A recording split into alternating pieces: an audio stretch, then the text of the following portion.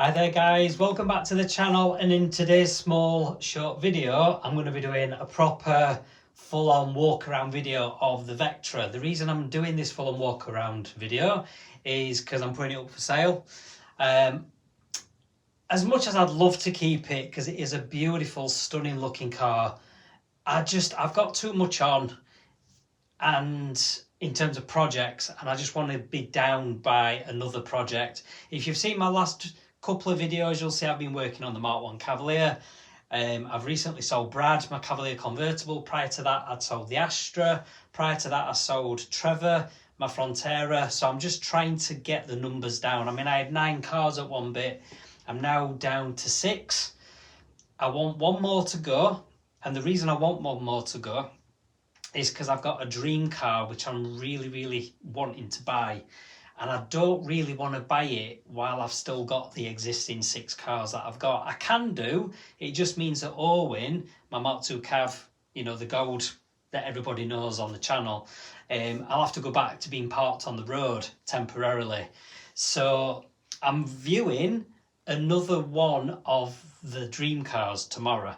So little spoiler alert, the one that I mentioned in my previous video about buying this dream car, I'm still undecided whether I'm going to buy it or not.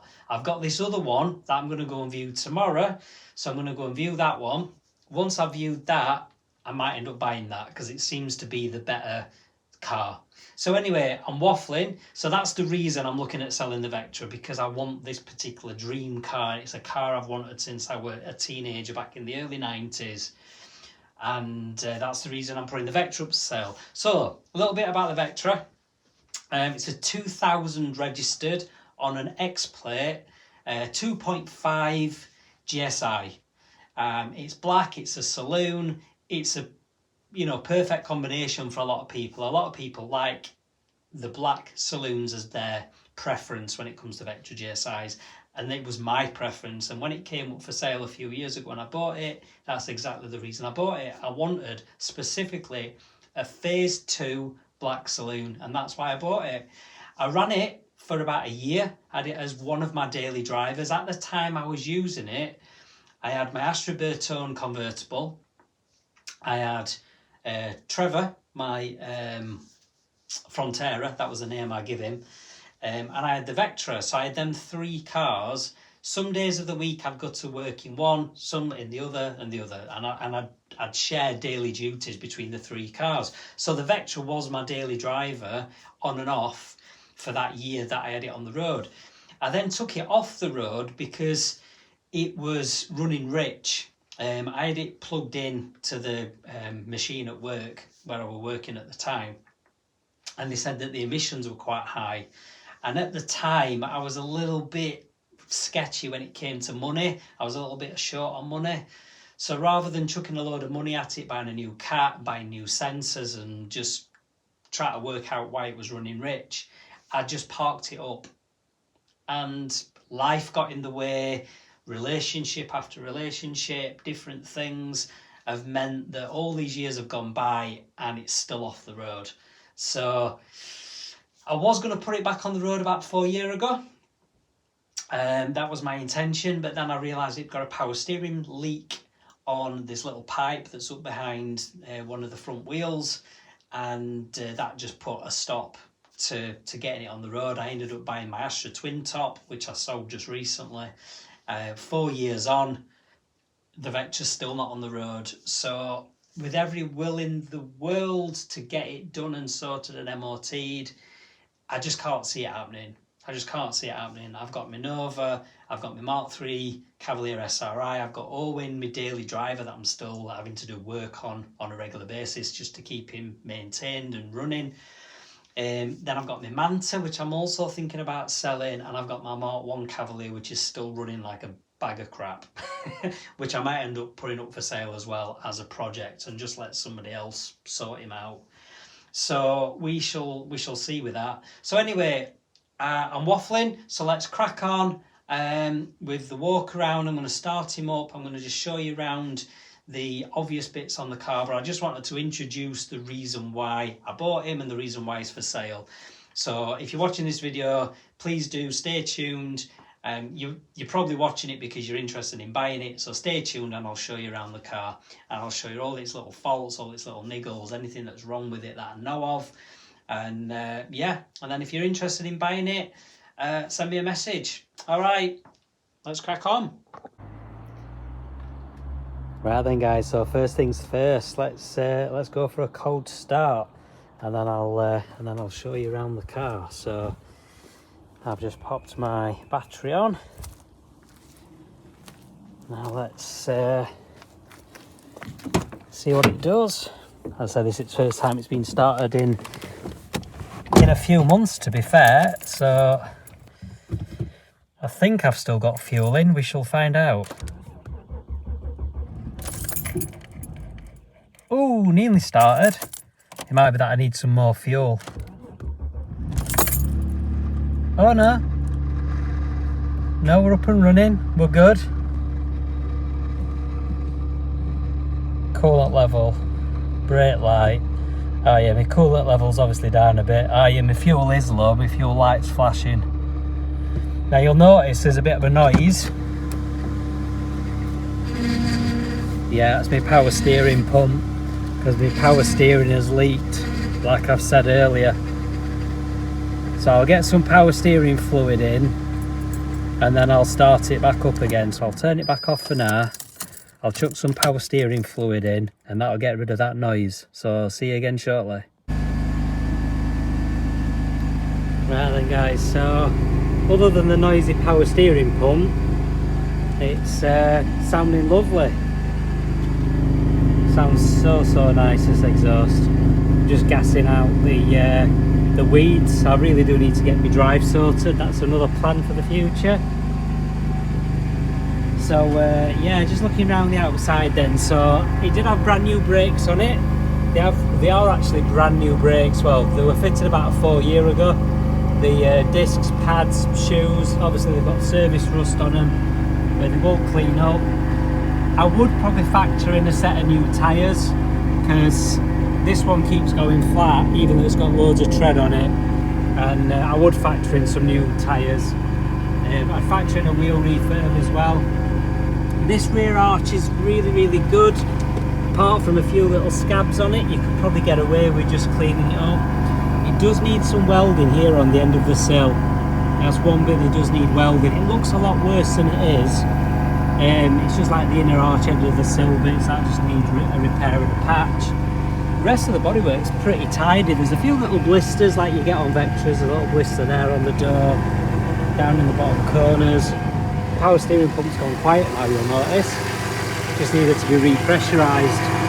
So new disc on the front. This tyre's probably usable, it just keeps losing its pressure. But again, I would probably factor in for a wheel refurb and a set of new tyres. Paintwork's really good, apart from this front bumper's obviously been repainted at some point, and it just needs flattening back. Under the engine, well, there you go, lovely.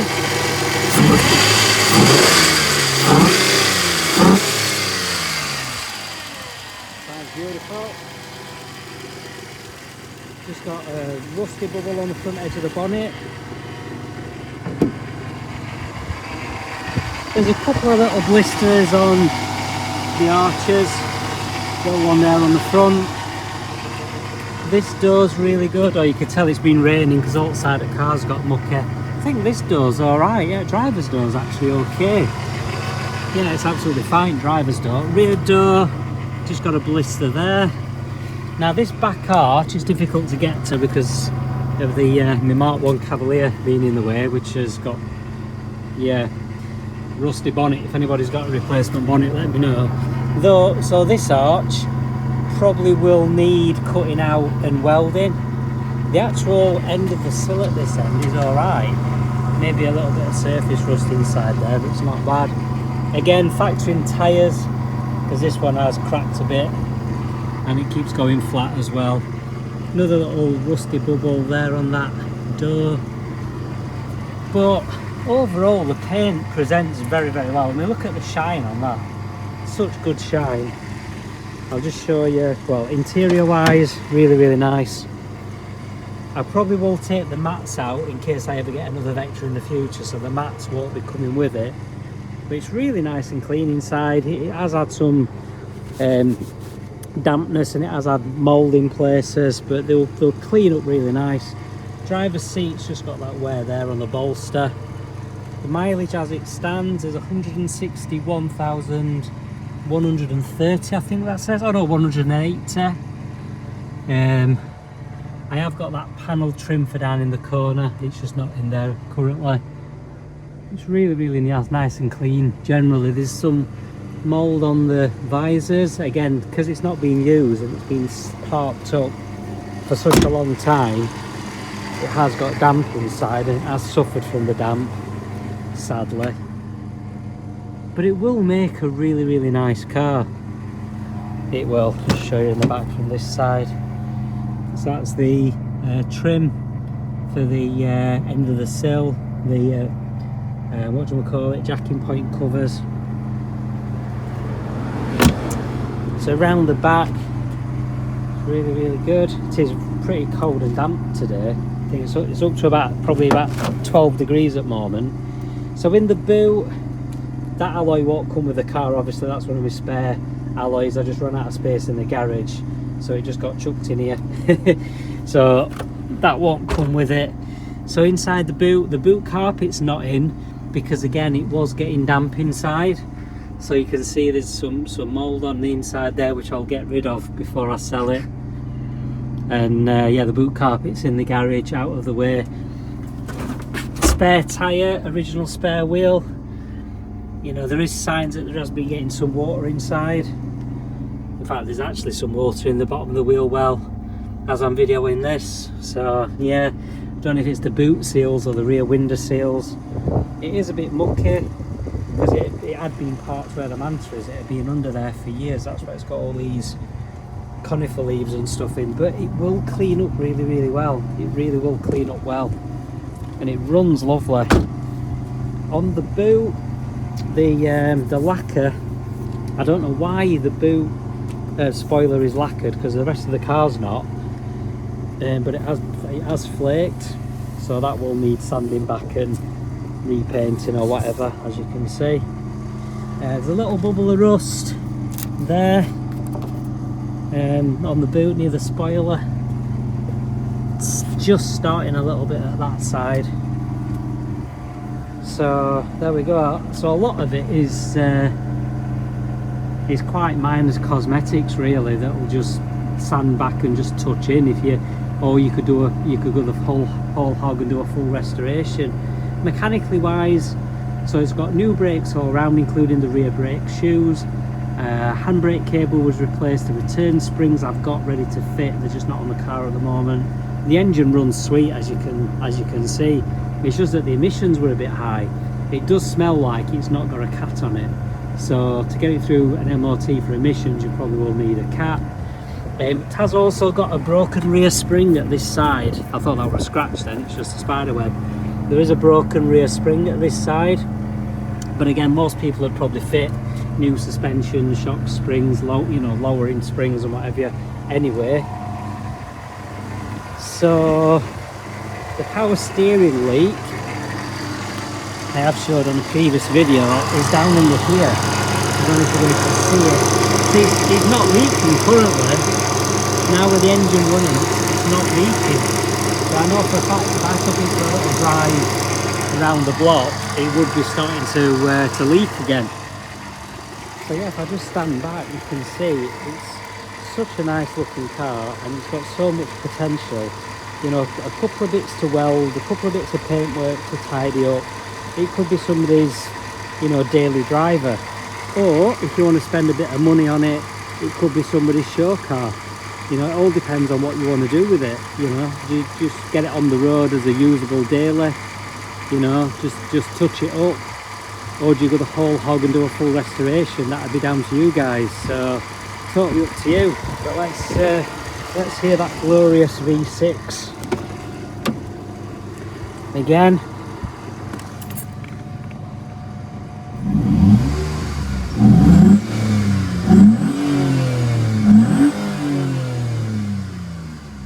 Oh, that noise is just amazing, isn't it, guys? Amazing. So yeah, if you're interested, just message me. Key wise, I've only got the one key and it has broken inside, so unfortunately the remote locking isn't currently working. So basically the bit inside where the battery mounts to the circuit board, it's broken away from the circuit board. I'm going to have another go at seeing if I can solder it, see if I can get it working, but currently it's not working, so factoring that you might need a new one of these. Steering wheel as well. Steering wheel has been repainted at some point in the past, and some of where it's been repainted has started to flake off around the top, so there's just that to sort as well. But again, as a daily driver, you know, to keep your mint condition GSi off the road over winter, it could be a good option. Keep your mint GSi in the garage, use this one as a daily driver so you can still have fun in a GSi all year round. That could be the plan. So there we go, guys. I'm not asking a lot for it. I'd like to get as near to £2,000 as I can, but in all reality I think I'll probably take 1,500 quid or your best offer. So I'm open to offers, guys. Like I say, I want to sell it, I want to get it gone, I want to get it to a good home, somebody that's going to look after it, restore it, get it back on the road. So yeah, just message me. So thanks a lot as always, guys, and I'll see you in the next one. Laters.